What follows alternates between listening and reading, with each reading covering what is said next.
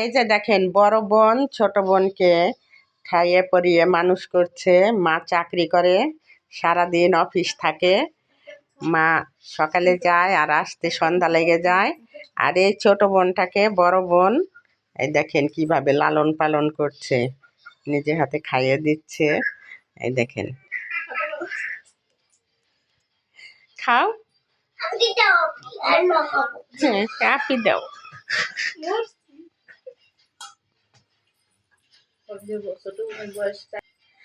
এই বড় বোনের বয়স 12 বছর, ছোট বোনের বয়স হলো 4 বছর।